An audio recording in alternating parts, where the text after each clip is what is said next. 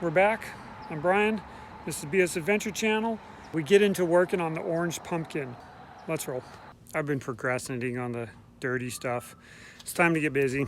Going to do the valve cover gaskets and change the oil today. I have some things for sale on Marketplace I need to go move, so we'll see what my timing works out like, but at least I'll get these valve cover gaskets. Hopefully that's my main oil leak. I see here too, this intake has been off before because they don't, as far as I remember, I don't think they silicone them from the factory.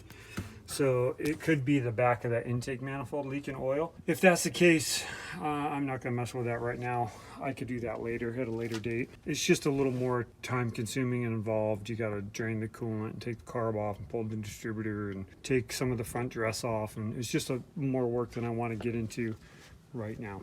Let's get started on these valve covers, see if I can get those knocked out, and then change oil. All right, so I pulled them off, cleaned them, and I'm putting them back on. I didn't film. I'm in a bit of a hurry. Something I did learn a long time ago, small block Chevys or anything with stamp steel valve covers, I just use a nut driver, and that way I don't over tighten these things and warp the valve covers and cause worse leaks than you're trying to fix. Don't ask me how I figured that out. So I got these wheels for sale and some other stuff, and I'm supposed to meet a guy at 4:30 on the other end of town. Well, the fuel pump just crapped out on this truck. I'm getting no fuel. I broke down right in front of a Napa. That's convenient. They don't have the part. That's inconvenient. I'm gonna walk down the street. I think there's a parts store over here. See if they have the part. I really don't have the tools to change it. I'll just have to figure it out. I'll figure something out. I'll make it work. But that's my day. Such is life. There's the Napa. They don't have the part. Here's the truck. Sitting on the sidewalk right next to the truck because it's parked in a spot you're not supposed to park. I found these cones. So I put those cones up. I'm gonna go see if I can find a fuel pump. All I have is like a crescent wrench and a screwdriver and a pair of pliers. So maybe I can find a socket set or something. Get this worked out. I forgot to mention, it's not humid, but I think it is about 105 today. So it's a little warm. Anything you touch on the truck burns you. The paint burns you. The engine is about 9,000 degrees. It's pretty fun trying to do anything. I climbed up over the hood and like burned my leg and burned my arm, and good times. Check out this cool old parts store. All kinds of shit in here. I didn't even know this existed. I like it.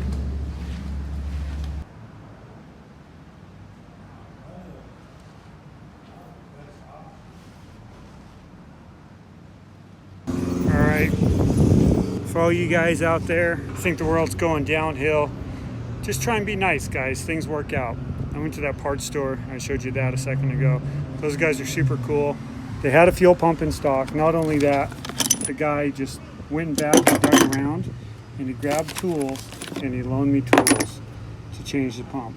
And he goes, I trust you, bring them back tomorrow. Things work out. Now I just gotta do this fuel pump in this heat where it's so goddamn hot you can't touch anything, but I'll get it. So this just keeps getting better and better. It's hot as balls in the sun, and it makes it so I can't even touch the truck. I lean on the fender and I get burned. I'm underneath it trying to get the hose clamps undone, and yeah, it's still hot. And a cop rolls by and he goes, hey man, I pulled you over the other day. You need some help? So that cop that pulled me over for the tags, because I hadn't switched them yet, I had new tags but I hadn't put them on, he just stopped and helped me push the truck into the shade, which was helpful because I couldn't really push it by myself. Now it's in the shade. Cop that pulled me over for bad tags ended up being super helpful. I forget his name. I think it was Officer Tracy. I could be wrong. Anyways, thank you, officer. So I'm gonna try and get this done. Ooh, looks like there's a thunderstorm coming in. Okay, got it out. Man, that was a bugger. That line was so tight. I ended up using a pair of channel locks and I barely got it. It was rounding the nut on the line. Well, the storm's here. It was raining super hard for a minute. There was lightning real close. So I'm just gonna hang out for a little bit, see what happens.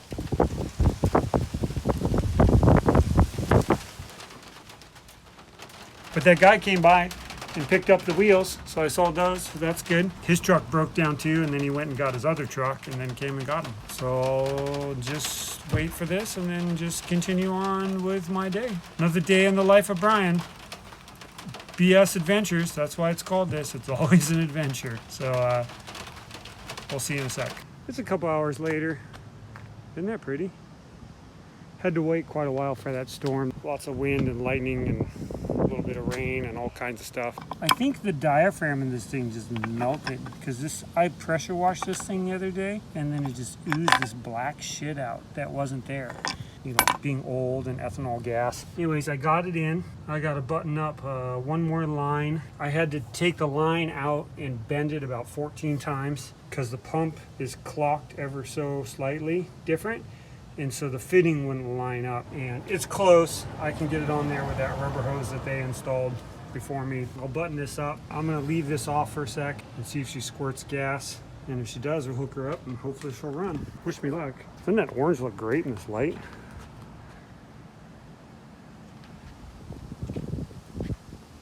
It's a pretty sunset. I was kind of looking through that gap and oh, yeah, see, I saw fuel. Okay, do you guys see that? Smell that? Smell the gas? I smell the gas. Let's hook this up, see if she'll fill the float bowl, see if she'll fire. All right, this was coming up and it was putting a kink in the fuel line right here and the rubber line. So I had to bend this a little bit. You gotta think outside the box, guys. I didn't really have anything. So I did is I fit the crescent wrench on here snug like that. And then I took the pliers and grabbed the crescent wrench and then pivot. And I'm blocking your view. Let's see, that bends that fuel line a little bit. So that's how I did that, just to get a little tweak in that line right there without taking it all apart again. I'm gonna screw this on, button everything up, and then check for leaks. Okay, so it's pumping fuel.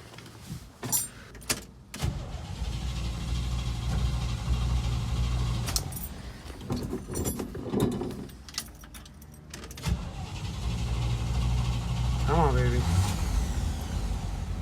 There we go. Fixed it. Let's check for leaks.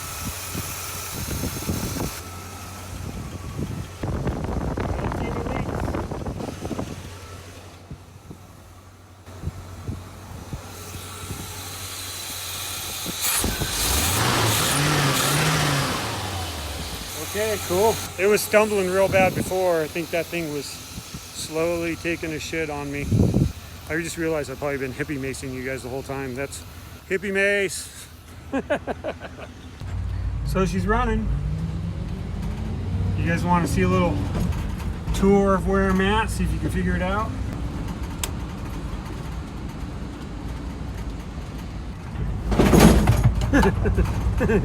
It's got shit falling over in the back.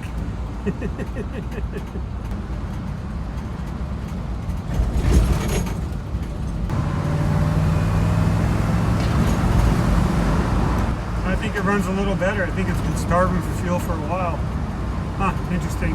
Well, I'm gonna get a second pump just in case, because if you follow my videos, you know on my other Suburban I put a new fuel pump in it. It only lasted 3 months and then I had to change it again. I'm gonna grab a second one just to take on the road with me, because I'm gonna be in some remote places, and if I lose it again, I want to be able to take care of it. Don't judge me. Come on. This place is delicious. I want to reward myself. I need to wash my hands. Gotta love Oregon. Check it out. Orange square body. Here's a little trivia for you. That's a 1973. See, it has no drip rails.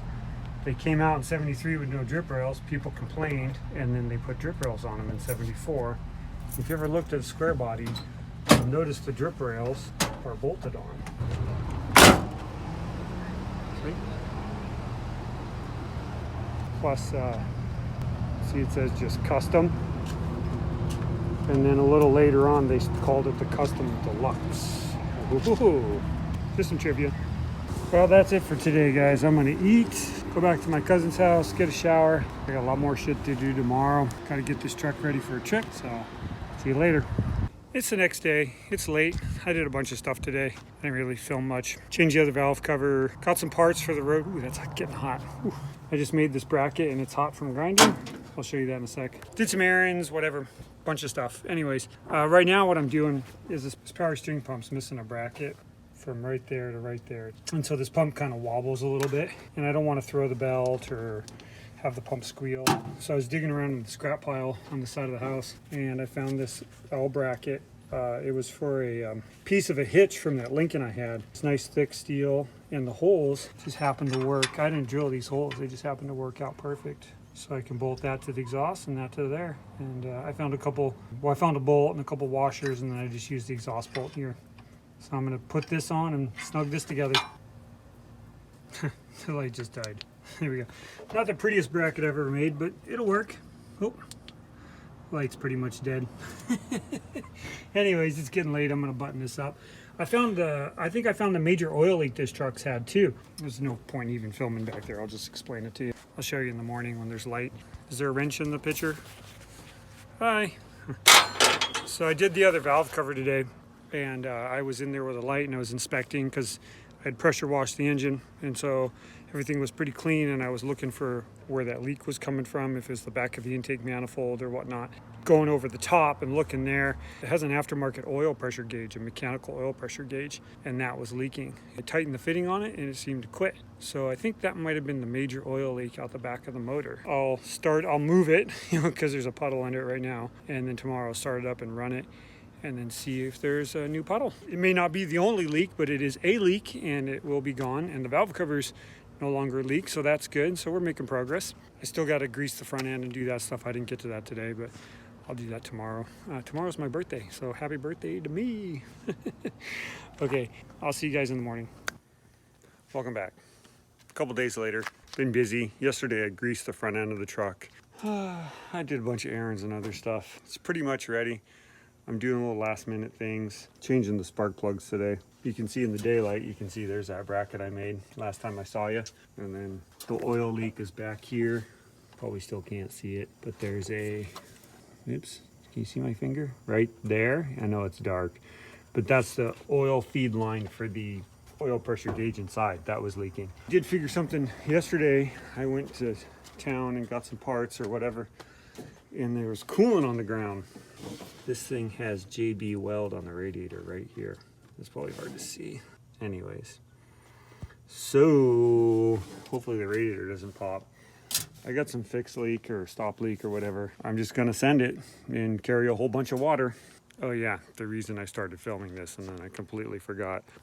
Tip for you guys. So these make great step stools if you need to work on a truck that's just high enough where you can't reach. The thing is these things are like ice skates on ice when you put them on pavement. Throw some rags on the ground and it gives a little traction so it doesn't slide out from under you and, you know, make you go ass over tea kettle that way, which is pretty fun, but I'd rather not do that. So, okay, I'm gonna get back to this.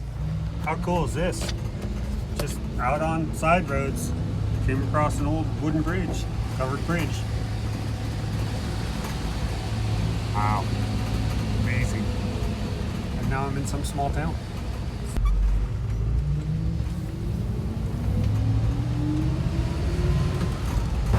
Oregon's got some real pretty country for sure.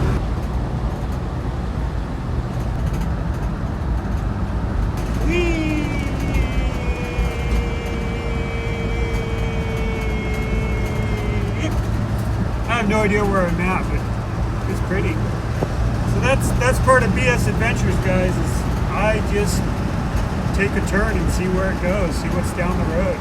That's how you find covered bridges and beautiful country roads and camping spots and BLM land and all these spots I like to go. This is going to be what I'm doing more in the future once the van's kind of done and, you know, be in the van. And there'll be some homestead stuff on the property that'll be coming up, you know, later on. But yeah, traveling around and getting lost and checking stuff out. Good times.